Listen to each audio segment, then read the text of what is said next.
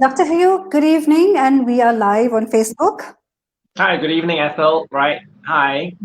Good evening, good evening. Ladies and gentlemen, I can see people, my friends are beginning to kind of log in. We will give them a little bit of time because they're coming from different parts of Malaysia and India. Different times. Yes, different time zones too. Different time zones. Yeah. Well, thank you, Ethel, for having me on your little chat program.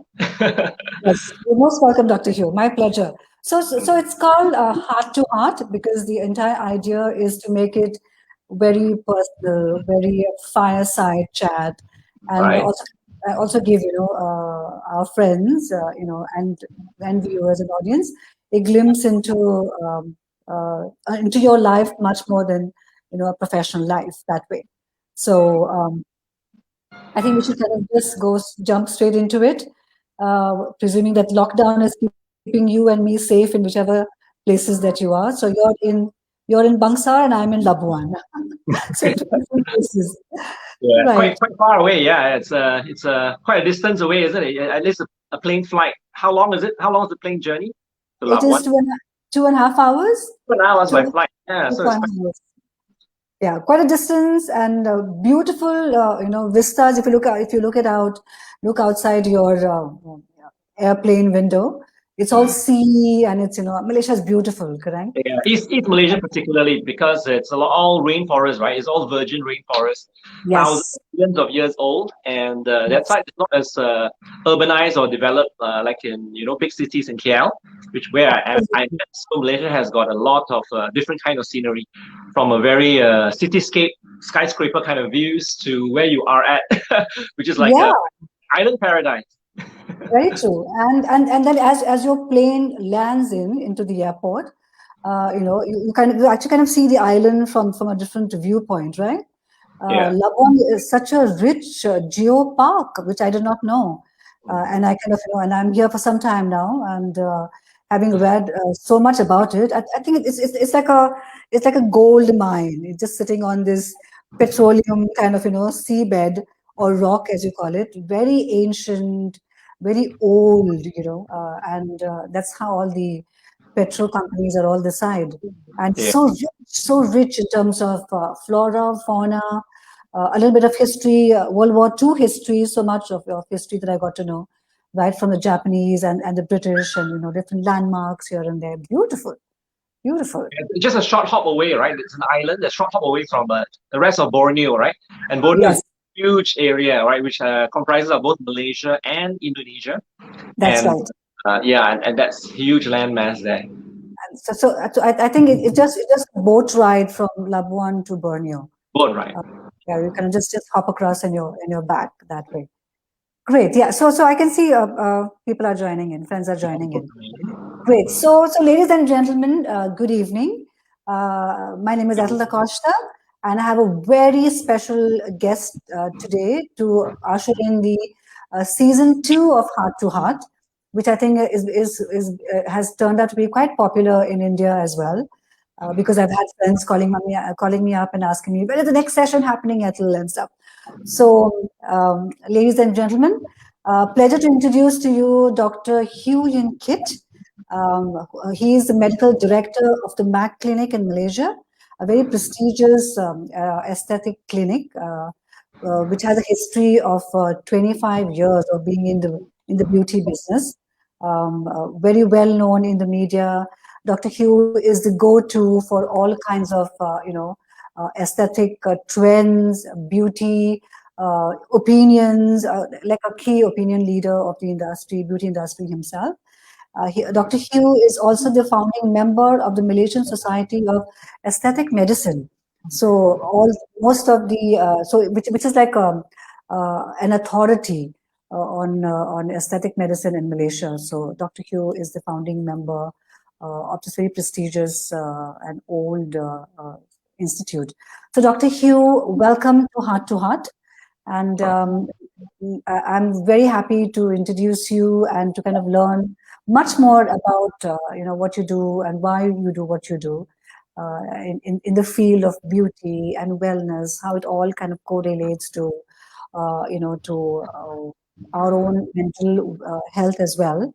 And to my audience, to also kind of let you know that the MAC clinic, where Dr. Hew is the medical director, is very popular not only with women but with men as well. So a huge, clientele are also very well-known men who are doyens in their own field from Malaysia. And we understand that beauty is just not a woman's prerogative. I think even men want to be seen as looking good, looking healthy, looking holistically empowered. So men are also taking charge of how they look and feel, and I think that is great because it kind of ensures that we are building a very empowered an empowered male as well. So Dr. Hew is, I think, quite the enlightened, enlightened guru in that field, I must say, having known you for, I think, almost a year now. Almost a year now already. Yeah. Almost a year now, correct.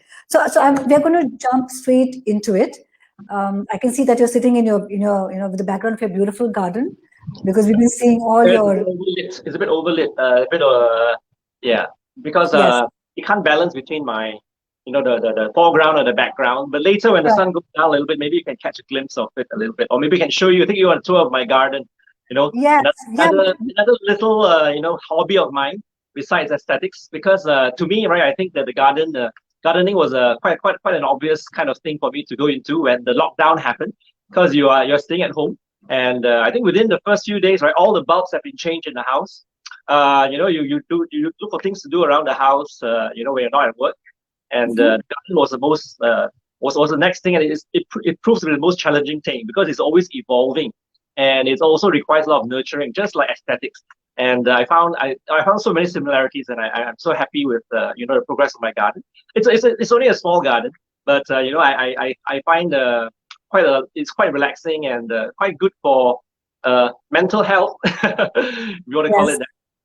If we the garden tend to something nurturing, something to do with something living, right? And look on the brighter side.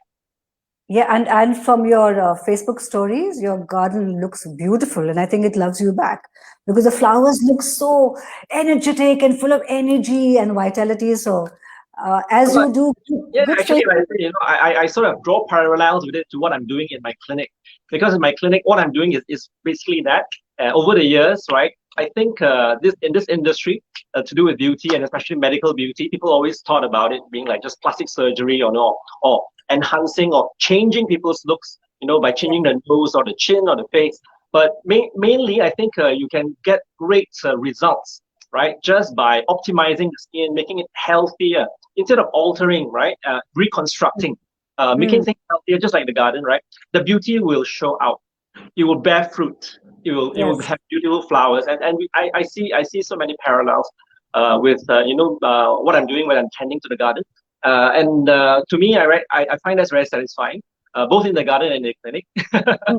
So I think it's great. I think there's the thing about beauty industry is that there's a lot of commercialization going on. I think I've talked to you about this before, Ethel. And it gets a little bit too much to the point where people lose the track, of what was actually the original intention, which is actually to make the person look more attractive, to make the person convey a message of health, and beauty.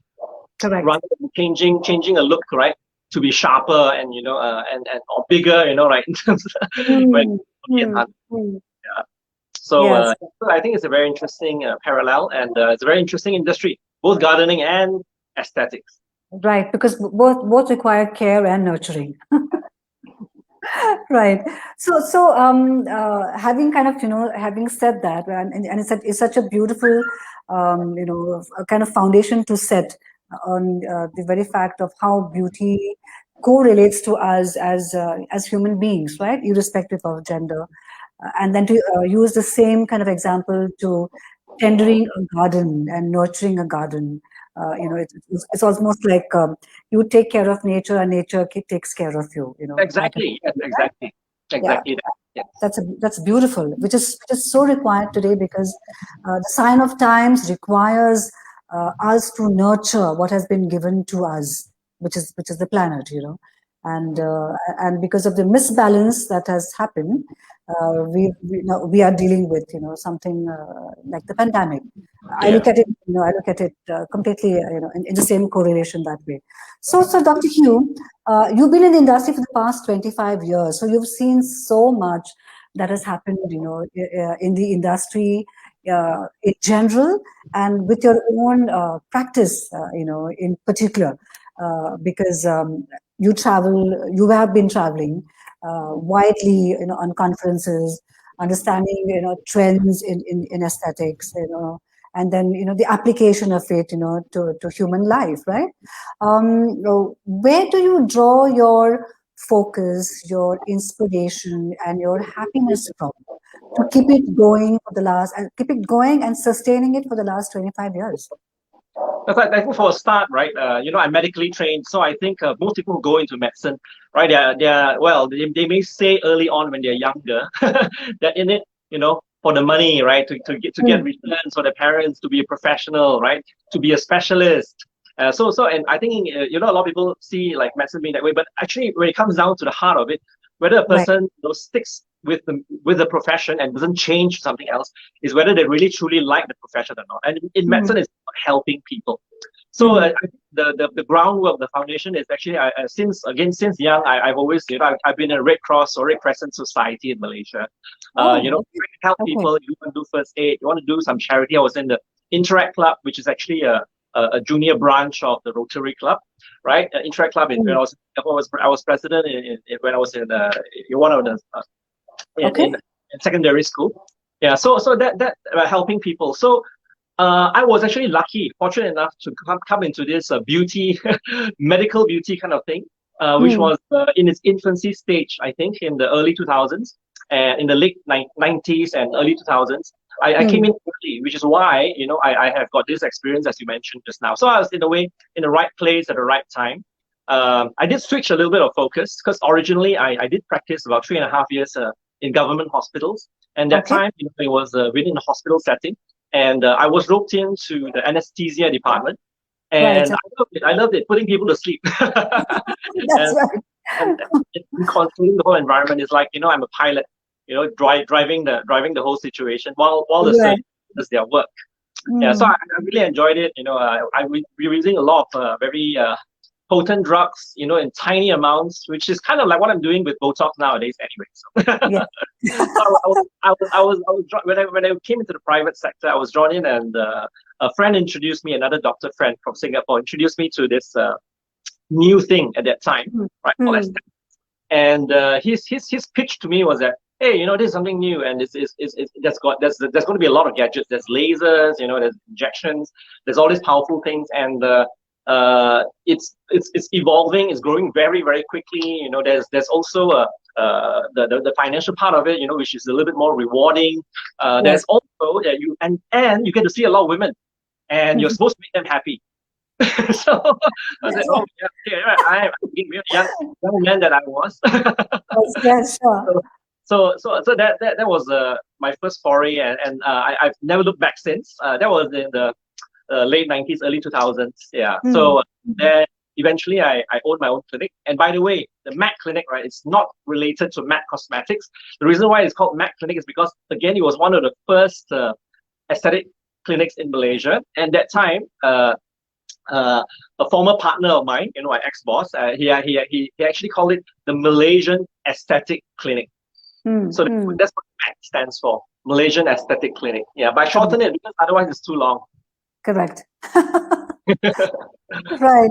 So where would you say that you draw your inspiration and happiness from? So coming back to that, so I think it's to help people, and I found that the more I did things for this kind of thing, right? I think in the early days and maybe even now, it's sort of been a sort of misunderstood kind of concept, right? This to do with beauty. People always said that if you want to do beauty, why don't you just go to the beautician, go to the spa, go to a medi spa, right? And and they've been doing it for years. They've been in the business of beauty, for years. And if things get really, really difficult, right, and you need something big to be changed, then you still go to the plastic surgeon.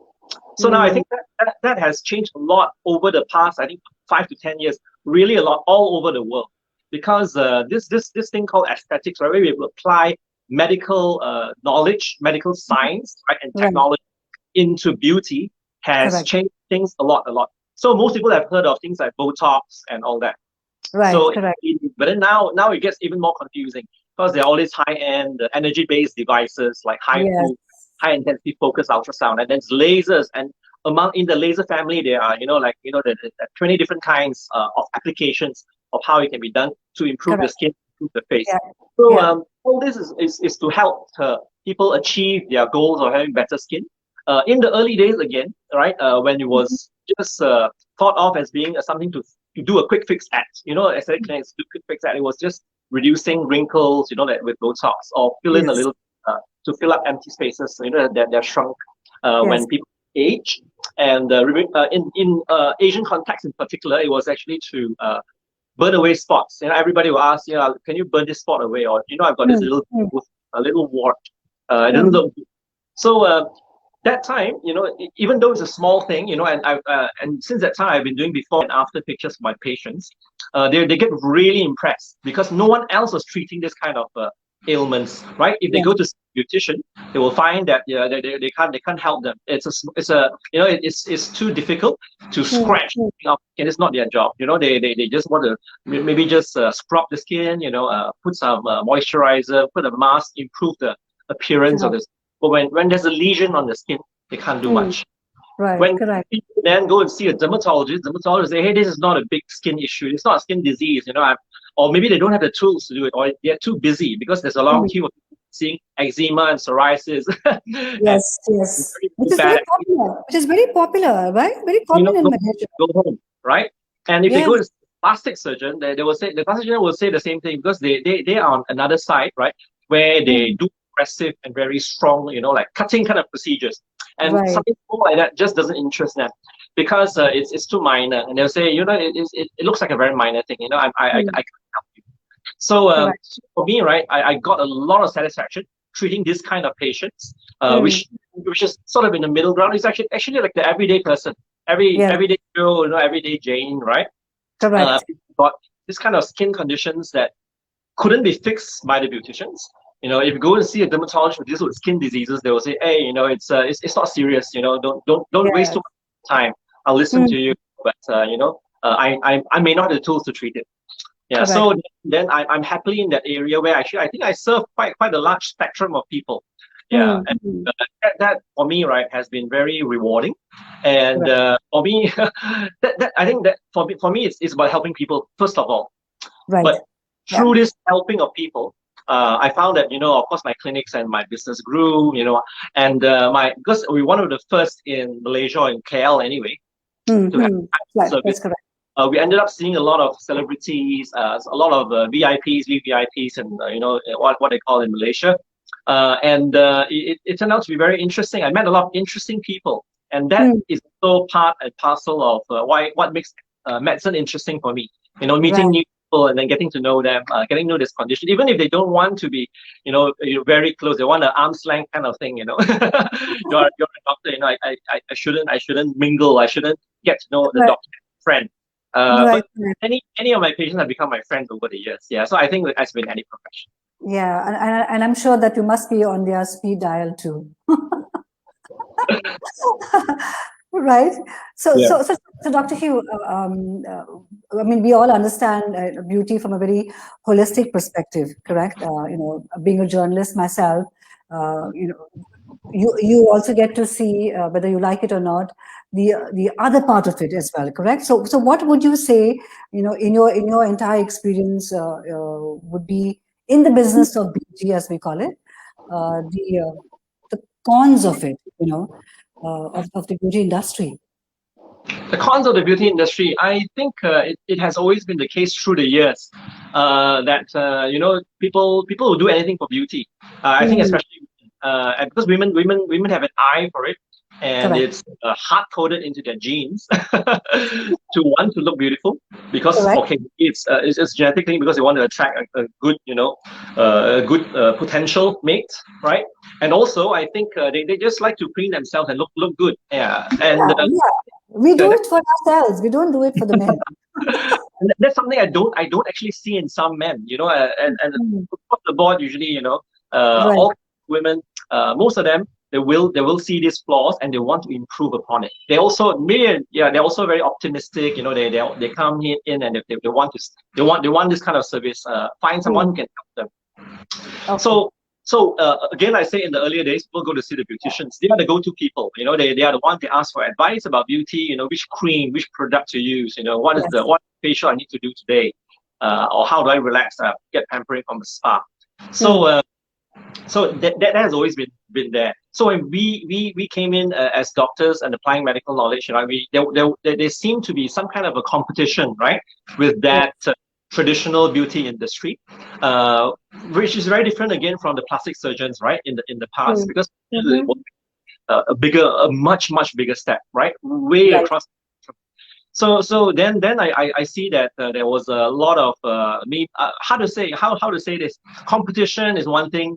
There could be like jealousies, there could be like people wanting to do more than they should. Mm, So the cons of it is that it is now, because it is competitive, and it's correct. because people want to do many things to achieve their financial goals as well, right? Or maybe in businesses, in franchises. So they keep wanting to push the envelope of how much they can do. So That's it. as in anywhere else, we see this happening all over the world. We saw this happening in the US, in America. We saw this happening in India. We saw this happening in Singapore.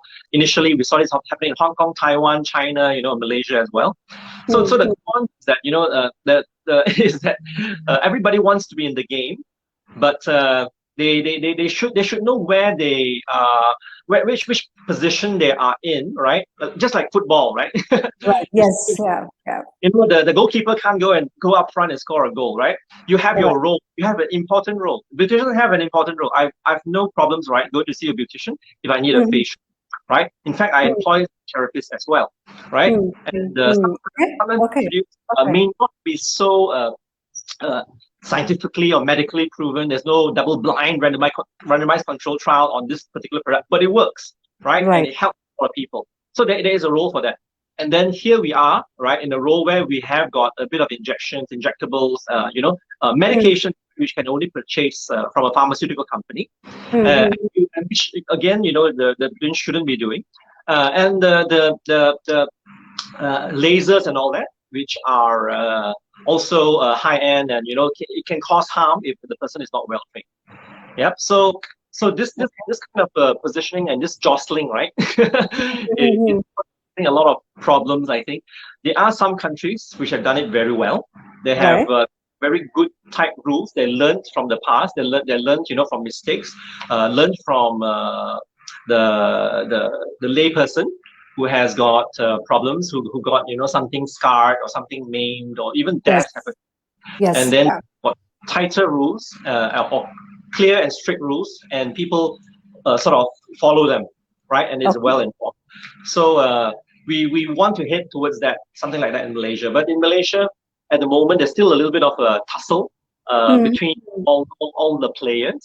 correct. So for me, that would be a con, because again, like I say, women are seeking beauty, Mm, and then sometimes they get promised promised a lot of things. yes. They just hope in a jar, right?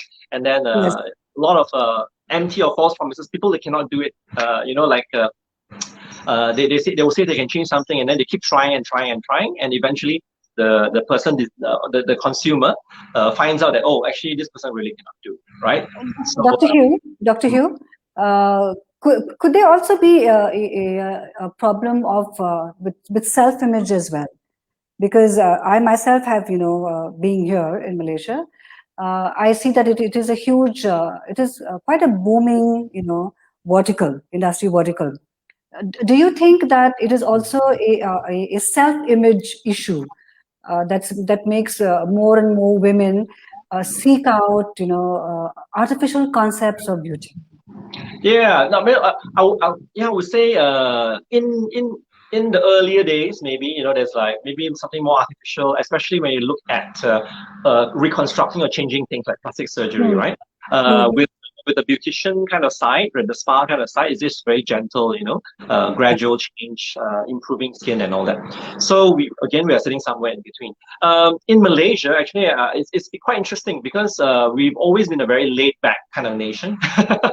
So I think we never really got caught up, in all these self-image problems like we see in the US, or where society is very competitive. Yes, yes, correct. Find a mate or find a job, or to just look good. And now with social media coming in, you know where we're getting at, right? Yes. In Malaysia, we've never had a problem with a lot of people wanting to enhance their boobs, right? To humongous sizes. No, I thought it would be laid back, but now again the reason is because everybody is in the game. The public is much aware. Magazines are out there. And social media obviously plays a role. People look good in their selfies, in their TikTok videos, flawless. There are things like filters, right, to help out. But people want to, they want to have certain features to look good in the videos. So I think self-image wise, it probably happens all over the world. It should be something that we should always look out for. When people, I've had patients who come to see me, right? Young girls, right? And they show me a picture of a Korean artist, and I want to have that, or they want a very tapered, very sharp kind of face, and say, I want that. Just give me that. Or I want this, right?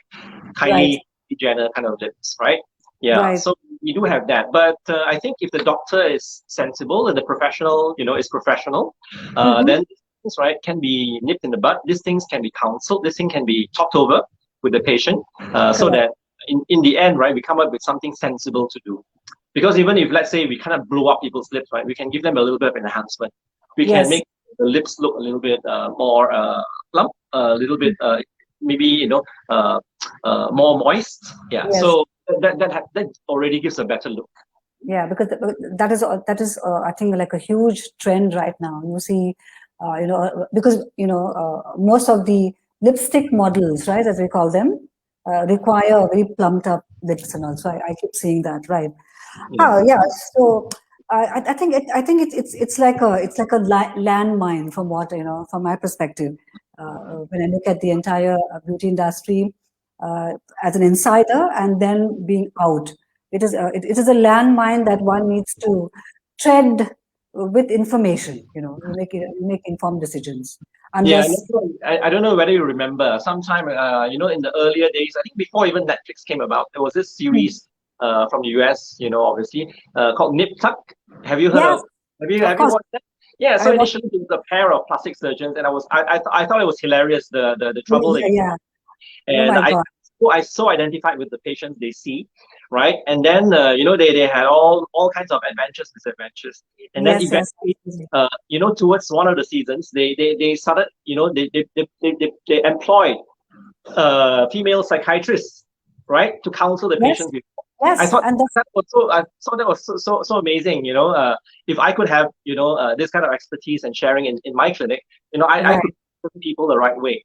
And there could be some assessment so that people don't have unrealistic expectations, and that people don't go into this thing about a wrong kind of self body image or body dysmorphism. Yes, but then Dr. Hew, you as a human being, you are a very conscious human being. So I understand that that having a therapist on board and counsel a patient before he or she kind of gets into altering something, right? But I'm not sure that every doctor does it. Correct. So since I cannot, since I don't I don't have the resources at the moment to employ someone like that. Well, I might in the future. I am able to play that role, I guess. So to me, right, I always want people to look their best, also to look natural. Not distorted, not too enhanced or caricatured, right? Yes, correct. Some doctors have that kind of style.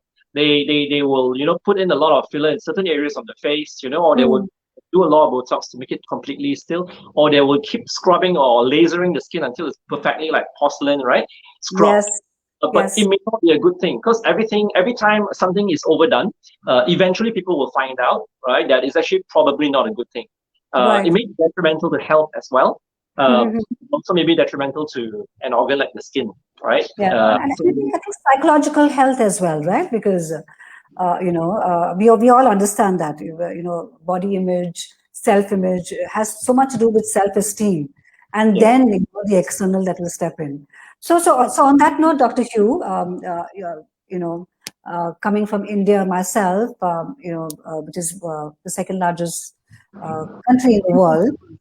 Do you also kind of, and a very vibrant Bollywood industry, because Bollywood industry, a very kind of, very high-end, crowd that is well-traveled, well-read, and has a concept of beauty of their own, Indian beauty, and wanting to be part, of the entire globalization of beauty, so to say, right? Do you look at India as a potential platform for your aesthetic ventures? Actually, throughout the years, right, because again, we were one of the pioneering clinics doing aesthetics in Malaysia. So we have a lot of celebrities coming to our place, and then they do go and seek out and they tell their friends, right, internationally. And I'm in KL, and a particular place in KL called Bangsar, which is actually very cosmopolitan, and there are a lot of expatriates living here. And they could be from India, they could be from Europe, they could be from Australia, they could be from US. And surprisingly enough, many of them found their way to my clinics. So even without making a conscious effort to do health tourism, right? Like what I found a lot of other clinics are doing, because they say, there's not enough potential in Malaysia, in the market in Malaysia. So let's go to Indonesia. Let's go and seek out. Let's go and do a mission, right, to Indonesia or Singapore or some other country and bring patients in. But I didn't have to do that. So I will say I'm fortunate, and yet I still get to see an international crowd. I've had patients from India before, from India, from Bangladesh, from Pakistan as well, from the UK. I mean, all over the world, and some of them were traveling here and introduced by friends. Some were actually here, maybe the husband is on contract or husband is an ambassador, and they pop in and they heard about, heard about it. And because I was trained in Ireland for 5 years. I worked 1 year in the UK, so I was quite comfortable speaking to the European, the Western people. They found that I was engaging enough, interesting enough to continue to come and see me. Or I was someone who they could trust. These are people, right, over time. I also found that people who've also been to different clinics.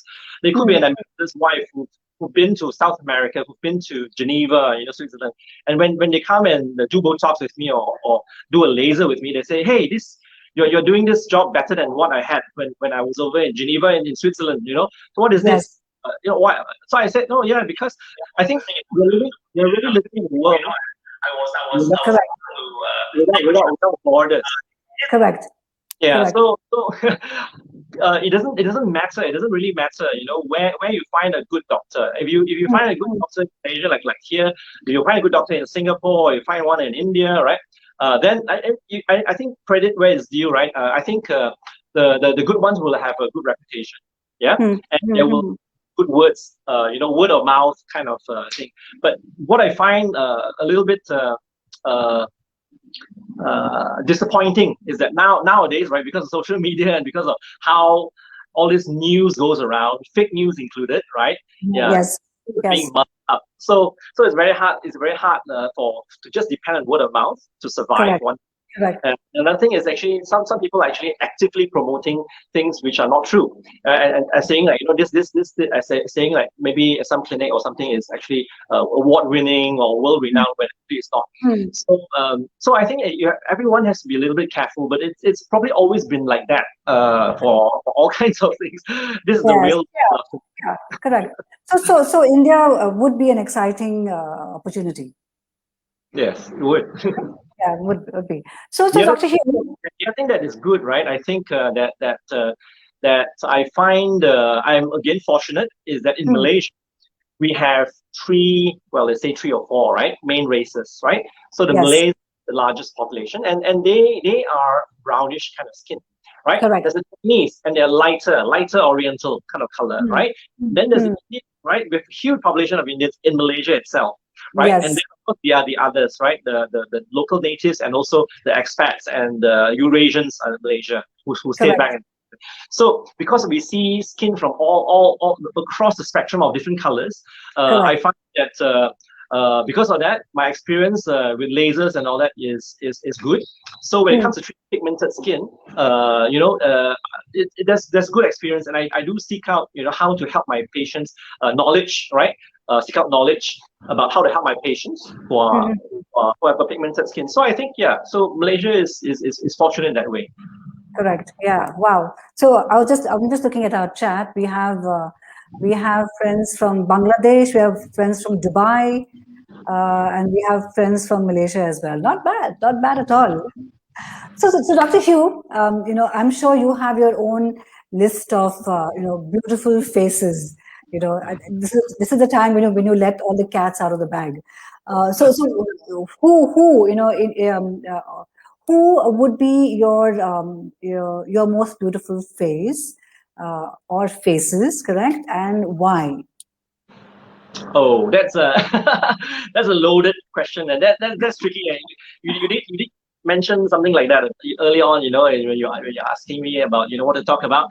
Yeah, so I think it's very individual. It's very subjective.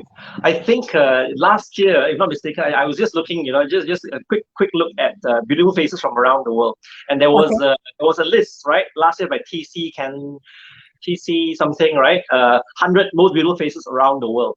And most of the names I don't even know, because time changes. It's all filled with young people, not the Yes. traditional older people which I knew. Things move slower in the past. Things are changing very, very fast now. So I think even in aesthetic industry and in conferences, when plastic surgeons from around the world talk, dermatologists, aesthetic doctors talk, a phase that has been cropped up very, very often in the past, because it fulfills most of the lines, right, of the perfect ratio, ratio, was Angelina Jolie, because she fit the Marquardt mask. Yeah. Very I love beautiful. her. I absolutely love her. But what I don't really agree, because yes, she has beauty, but to me, her face, right, the message and the emotion it conveys is a little bit aggressive. It's stern, right? It's not fun, not jovial, not so feminine in the sense, not so rounded feminine. Example of that is maybe someone like like Charlie's Angels, right? Okay, Yes. people don't know. Some know among the audience, right? In the past, so there's the original Charlie's Angels, right? And there's Smith, right? And there's Kate Jackson. And to me, right, a lot of people like the blonde, right? Farrah Fawcett, she was the sex symbol, icon. Right? But my preference was something a little bit more rounded, right? A little bit more friendly. Someone like Jacqueline Smith, for example, and she aged very well. I think she had a nice balanced face. And also, if you look at the Chinese kind of faces, people like Maggie Cheung. I don't know. I don't know whether you people know about her, but if you Google it up and look at her face, right, in the heydays, right, before age and all that has crept in, right, she used to have a nice, rounded, more friendly kind of a face, a little bit more fat, So I think the concept has changed so much. In fact, the list from last year got a lot of criticism, because the one who was this Israeli girl, right, who was supposed to be most beautiful face on earth, a lot of people say that she looks very common. She doesn't look stunning. Yeah, That was real. I think that was if you Gal. sorry, Wonder Woman. Was that the Wonder Woman No, actress? not Wonder Woman. There was another one last year, and then she was a much younger Oh, girl. okay. Uh, Okay. uh, All right. Ayala Shelbia or something like that. Yeah. Hmm. Another girl. But coming back to that, funny you should bring Wonder Woman up because I've been watching now. I'm watching kids movies with my kids, and we're just Right. watching Wonder Woman just last night. And Yeah. I think right, for me, she fits the bill for me as Yes. a very attractive looking thing. Right? Yes. She's got a Correct. good blend. Right? Yes. She has got a And strong jaw. and and very organic doctor, if I could say that, Yes, because she could be the woman, next door to you, and correct. still, the epitome of beauty. Correct? Right, but her beauty is still stunning. She got big eyes. She got very Yes. beautiful face. She got very smooth, features. But the curves are the right places. So I Hmm. think that to me is what good kind of beauty should be about. Also, I think also, we are very actively, looking at at a shift happening, correct? In the past, I think in the past 1 year now, where women are consciously opting not to get their hair, treated in the sense that let the grays show, let's bring back natural beauty, let us age gracefully, correct? So I see a huge shift happening, in that mindset where women are consciously opting to let their grace be seen, consciously opting for a more holistic, organic form of beauty, where which comes from which comes from self acceptance, correct?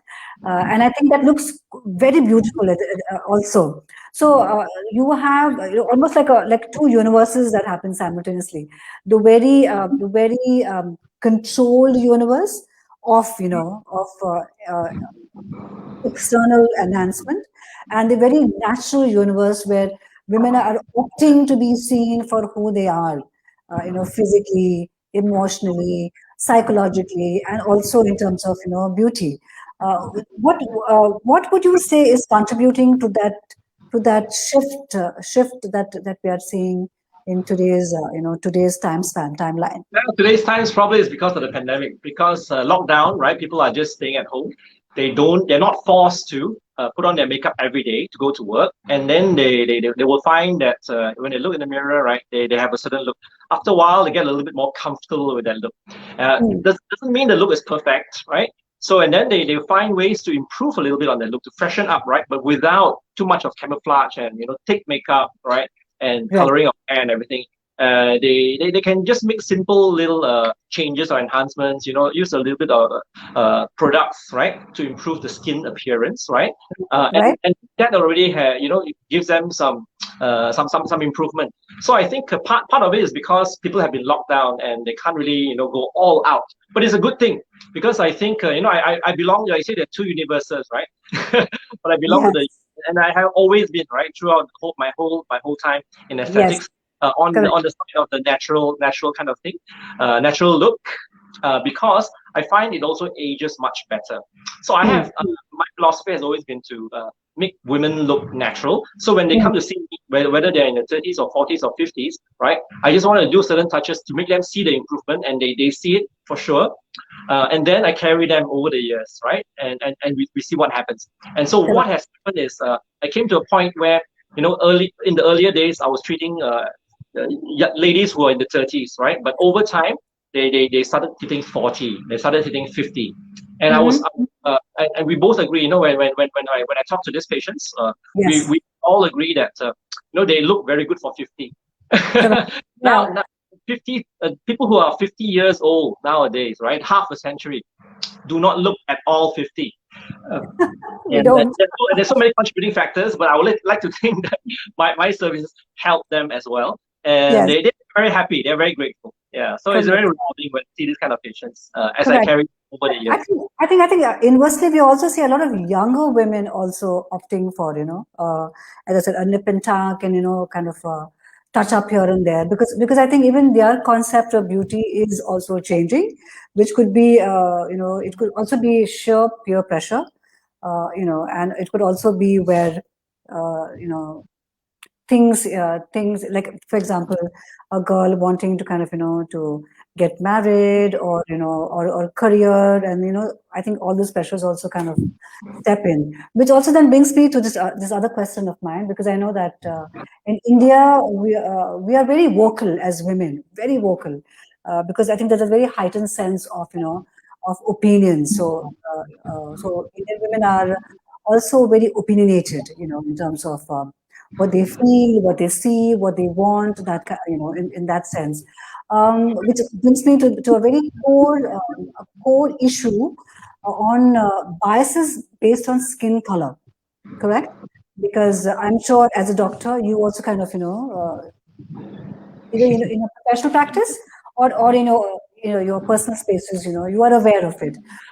We Yeah. also see brands very categorically and very specifically are now looking to be politically correct, because of the backlash, that has happened in terms of, white skin versus brown skin, and, everything else, which goes between that. So there is a very strong social consciousness about being seen doing the right thing, saying the right thing, which is all politically correct.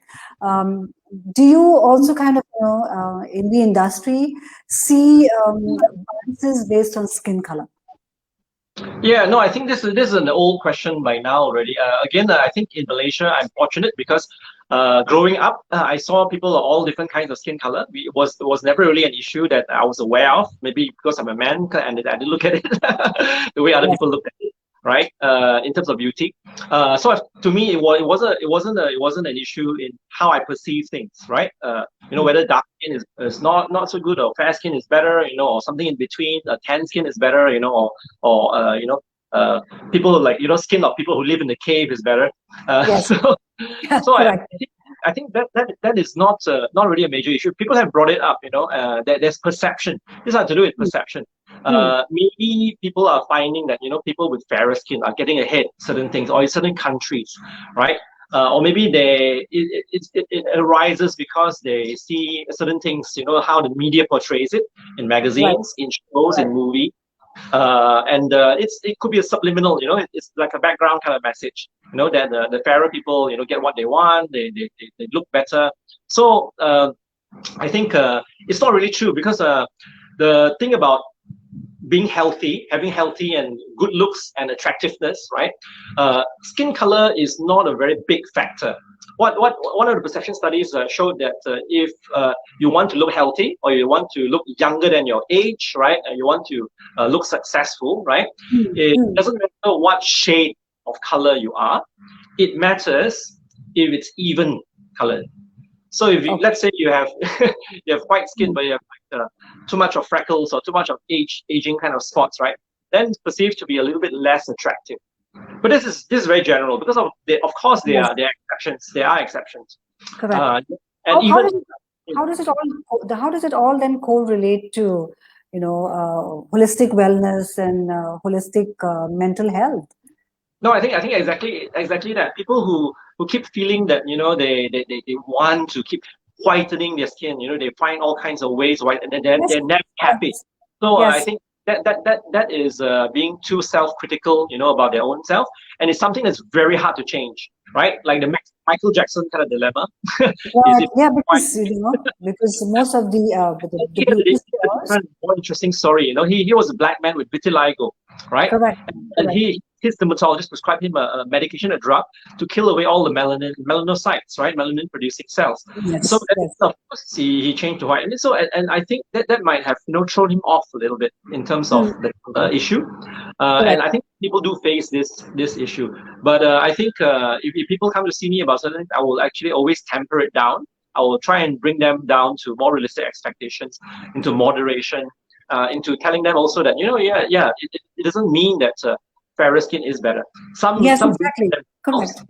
be tan looking, right? It looks, they feel it's a maybe healthier glow. Yeah. Right. So it's also a case of the grass being greener on the other side. Because if you go to countries, go to Scandinavian countries, they want to be tan, right? And everybody takes off all their clothes, including the women, right? And sun them in the garden when the sun comes out. Yeah. Correct. And they want to they think a tan is a healthy glow. And here in Asia, right, people want to be fairer. So the grass is always greener. So somehow probably it's best if we meet in the middle. Yes. Yeah, correct. Because every time I step into a store, into a beauty store, 90% of their products will be all skin whitening products. It is just there in your face. So it is not only just subconscious, pressure. It is actually it just boom right, in your face. And I know that it also can and does influence a very impressionable generation of young women and men, who want to be seen, correct, as as fairer, whiter, because everybody else, all kinds of communication is saying that it will get them better boyfriends or better girlfriends, better job opportunities, because of the way that their skin looks, or the perception of being fair or being white, which Yeah, brings me. and the Which funny brings thing, sorry to interrupt, Ethel. The funny Yes. thing is actually most of the creams and the hope in the jar things from the pharmacies and from the stores don't really even work. So it's it's very interesting. Absolutely, yes, Uh, absolutely. Which sometimes brings me, work. to our core, yeah, because I understand, I understand safety, correct? I understand, the advertising communication, because I'm from the industry, so we all know what we say to sell, and sell everything, pipe dreams included. Which brings me to a very core topic, which all kind of and so rides on each other because they're all layers of the same onion. In terms of ensuring safety standards in beauty practices, Dr. Hew, because as you also kind of said, the industry is full of competitors. It is a me too, a wannabe. This shark is better than the other shark. That kind of atmosphere. How do we ensure safety in beauty practices? Yeah, I think as time goes by, just like how regulations happen, right? Everywhere else, hopefully, right, the people in charge, the authorities, the medical councils, right, the health ministries, right, will come up with very sensible and logical guidelines of how to protect the public from kinds of people claiming what they're not supposed to be doing. I mean, example I can think of is right, if you were going to go in a flight, right? Yeah, Yes, from yes, from Laban back to here, for example, right? When you correct, when you go there, you have to have a well-trained pilot, right? correct, He's got correct, qualifications. He is a pilot, right, by profession. correct. Yes, He's done all his work. He's got certain time of flight hours, so you know that he is the one to fly the plane, not right. somebody else, right? But Yes. in the beauty industry at the moment, right, in many countries, Malaysia included, right, there is no clear cutting, and people are saying no. Certain times even the ministries or the political people who are making the decisions are saying, oh, Hmm. we let it go because it generates income, right? So I think it's a very wrong way of looking at it if it Yes, impacts on the health of people. We had a correct. case of a young model going for liposuction at the beauticians right earlier on this year, who died Yes, because it was the wrong person yes, doing it. It was not a pilot flying the plane. It was yes, always flight stewardess flying the plane, right? correct. So I read that's that story. I read that story. that is not the right thing to do. But some regulators, are not doing the right thing. But even away from the regulators, I find that because in this competitive world today, everybody Hmm. wants to make a quick buck, including I would say, unfortunately, so there are crooked people in every layer, right, including among doctors. Sometimes they Yes, want that they are not supposed to be doing, correct. and so So, so so, we have that as well. So ideally, even break without having politicians or hmm. council people or whatever regulating, and especially for a noble profession like medicine, there should Yes. be, we were arguing for that in the earlier days, right, for Hmm. self-regulation. But Hmm. it is clearly not so feasible in the real world because people being people, there are all kinds. Correct. So, Dr. Hugh, what kind of guidelines would you propose that a potential patient or a client must follow when they are choosing their aesthetic doctor? And in Malaysia, we actually have got quite a few guidelines already, because we have aesthetic medical practice committee in the ministry, of which I'm a member as well. I looked in because I was one of the early guys who came into this. And it was years ago, because we were suddenly told in around 2015 or 16, right, to stop doing what we were doing. Botox, and lasers, and all this beauty-related medical work, and only to let people like dermatologists and plastic surgeons do it, because that they are more qualified. But actually, in that sense, it wasn't true in that case, right? So we came and we said, we are a group of people. We are small. We are a group of doctors, but we are very well trained in what we are doing, right? And so we were a stakeholder, and then we've been doing and having very happy patients for a long time. It shouldn't be demarcated like that. So then the ministry had the foresight to actually form a committee, and that is still a very active and functioning committee to come up with guidelines and certain things. And when that death happened, right, the death at the beautician, due to liposuction, we actually blocked out messages to the public. So in Malaysia, there are a few levels to look at. And I think in most countries would have this kind of safeguards as well. First thing is to check that the doctor is qualified, right? And he has got a valid annual practicing certificate, right? And just if it has to be displayed, I think in most countries it will have to be the case. Sure. Second thing is to make sure the premises are registered as a medical delivery kind of medical care clinic, right? And then in Malaysia we have another one where we have what we call the letter of credentialing, LCP. Letter of credentialing and privileging to do aesthetics. In this letter, there are also all the listed procedures which they are allowed to do. This is because we've actually come up with a system where we've actually classified and sort of drawn boundaries what certain groups of doctors can do, even among the doctors. So in Malaysia, it is clear cut, as simple as that. Except that sometimes enforcement may be a little bit lacking. And you do get bad apples around, right? Which don't have all these points and still doing it. Like I say, to me, that would be the thing. If that can be regulated well, that can be enforced well, and people are sensible, and the public at large is more discerning. Yes. Not just get drawn in by cheap prices, or fantastic offers and promises. Then it will work out well for everyone.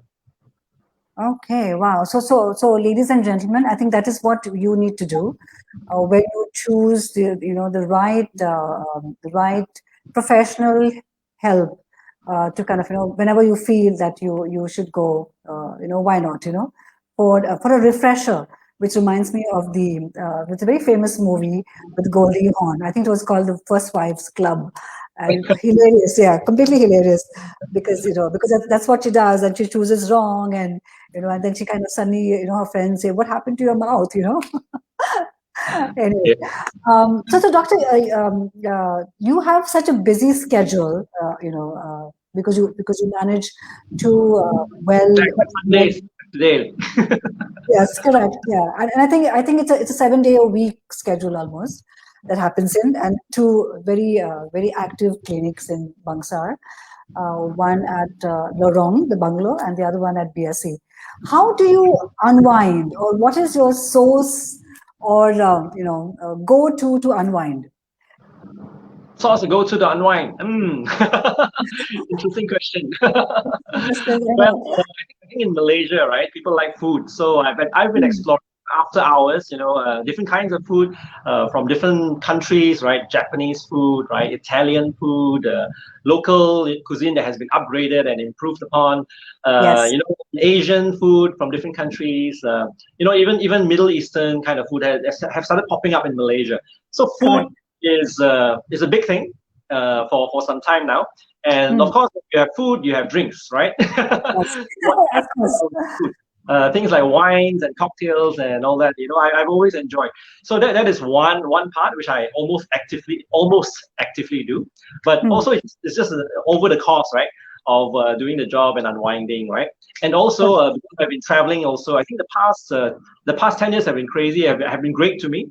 I've been I've actually attended conferences all over the place. I've been to Korea, like, I don't know how many times now, and Yeah. I would put the food there, and the drinks and the people and conversing with them. That is one big aspect. For me, there's also gardening now. I say Correct. it's very interesting. There's a lot of things that people don't see. What makes a successful garden, right? Yes. Yes, absolutely. Like you said, it's it's And it's care. very, yeah. Yeah, it's very rewarding when you just find the right buttons to push, and boom, you got a very good looking flower, or you got some fruits, like I've got tomatoes, I've got brinjals, and they look amazing because the colors, right, of these Correct. kind of vegetables and fruits, they're amazing in the garden. So my garden is a very big mix. There are flowers, there's vegetables, there are succulents, there's even like pitcher plants, exotic plants, all kinds. So I find that it's interesting, and I keep learning new things. Correct. Just like how I see different patients, right? They are just challenges being thrown at me, Yes. and I find that for me, that's very interesting, and much less complaining than patients. I mean, the plants don't complain at all. All right. Yeah, yeah, just joking. Very interesting. So, Doctor, to sum up the audience, such an exciting conversation and truly heart to heart. What do you think? What do you think men and women really want? What men and women really want. I think when they come to see me, what they want is to look good. I think, like I said, just I mentioned much earlier, it's actually hard coded into the DNA, into the being of a woman, to have to want to look good and to always improve upon things. But I think for any kind of relationship or any kind of true thing to really last quite a long time, I think what people want is honesty. You need to have honesty in how you deal with people. You Yes, need very down to earth, and know what you can and cannot do.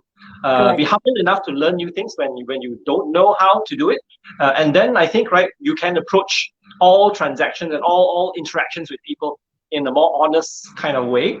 So I think for me actually, I think my patients actually come to see me because of honesty. Rather than anything else, I don't overpromise them, and they find out, and it shows over the years, right? Yes. You can't keep lying and lying and lying, and the person, No, yeah, absolutely. even when things have gone wrong. So what Absolutely. do people really want? I think nowadays, and as as always probably been the case, if you want something to last, right? What people need is probably honesty. I think that holds true for relationships too. Everyone who's single, including myself, I think that's a core. We want honesty, from our relationships, from our men, from our women, and from our doctors. Great. So this has been such a lovely conversation with the two of us. I can see. I think there's Lena who's logged in. There's Elizabeth from Dubai who's logged in. There's Faisal, a very active, tour leader in Bangladesh, who really wants to bring, people and high-end travelers from Bangladesh to Malaysia. I think even India, looks at Malaysia from the eyes of medical tourism as well, right? And India would be very happy to have somebody of your expertise and caliber to also, to also kind of be part of the beauty industry in India, because I think it's required. I think expertise is required, and expertise with honesty is always welcome. On that note, Doctor, I think this has been such a fantastic 1 hour of conversation. Wow, Uh, it's 1 hour already. 1 hour, yes, 1 hour of heart to heart. I'm so glad that you made the time, on a Sunday, to kind of, contribute, into such lovely inputs that you've given me, and given everyone who has joined in the conversation today. Um, Let me, I know they're all kind of still stuck in lockdown, so a lot of people are also dealing with, mental health issues right now, because I was quite horrified to see, even statistics, of what is really happening in terms of, the mental state of mind of Malaysia right now. Uh, could you give them a tip or an advice, that could hold them in good stead? Over this time, yeah, no, I think it's a difficult time for all of us, and being a business owner myself, right? I think many people, and some, of course, some people are employees as well. It's such a strange time. It's actually a very hard time, but it's a very strange, disorienting hard time because unlike when there was Spanish flu and when there were other, the things were not as people were not as affluent. They didn't have reserves. Now people have reserves, but reserves are running out, and some of them have already run out. So it's a very strange kind of a time, and people really can't make much sense out of it. On the one hand, we know that they have less, but on the other hand, they want to spend less or have less of a lifestyle. Correct. So I find it very hard to adjust. So I think it's kind of stressful. But what I would say is that we're all in this together. Yes. Everyone, even though we may not be in the same boat, yeah, but we are in the same kind of ocean, right? Yes. So the thing is to help out each other where we can. And in Malaysia, we've got this white flag kind of campaign, right? I was going to say that. White flag, they feel they're really in trouble because we saw a spate of suicides, right, before this, and people didn't know how to handle it. Right. I think that is not a wise thing to do. Coming from the living, and that's why when I'm doing my Instagram posts and all, I try to have a more positive kind of message. Have something colorful. Don't dwell on the dark side. Yes. Plant something. Grow something, and you see it nurturing, right? Then you maybe might have an idea of treasuring life rather than just taking it, or feeling that there is hopelessness in this world. And obviously it's not, because there's a lot of beauty in this world. And also gratitude, because we just initiated the Gratitude July initiative, as I call it, and a lot of people, have responded to it with gratitude videos. I think we forget that we can be grateful for so many small things in our life as of now. And on that note, Doctor, I'm grateful to you. You've been such a great support, and a great friend to me as well. Of my stay in Malaysia, which also kind of enriches. Thanks a lot. Thanks for having me on this chat show. And I think it was quite some interesting things we talked about today. Yes. Hoping to see you and engage in more discussions with you, talks and chats. Yes, absolutely. It was just so required. It was so important. Thank you. Have a lovely evening, Dr. Hew, and to all my to all my friends who are here on Facebook. And the video will get shared very widely across my social media handles at Ethel Da Costa, including social media handles of the MAC Clinic on Facebook and Instagram. So do check our handles, do follow, and let me wish each one of you a lovely evening, a peaceful, lovely evening, and be happy. Understand that we are all in this thing together.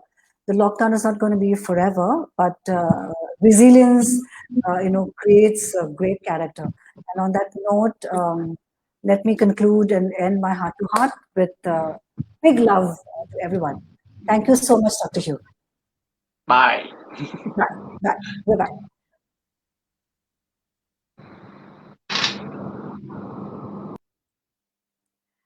Thank you, everyone. This has been such a lovely conversation. I've known Dr. Hew for quite some time, and I'm so happy that your feedback to everything that I'm doing on social media has been so encouraging, full of love, full of positivity.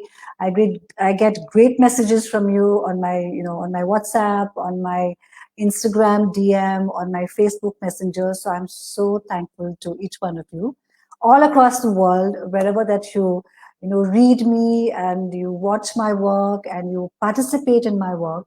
Thank you. As I said, I love you. I want you to love yourself, and I want you to understand that the universe takes care of us. Just open up your heart to its blessings and its love, and keep watching what I do and participate. That's how we support and grow and help each other. Thank you so much. Good night.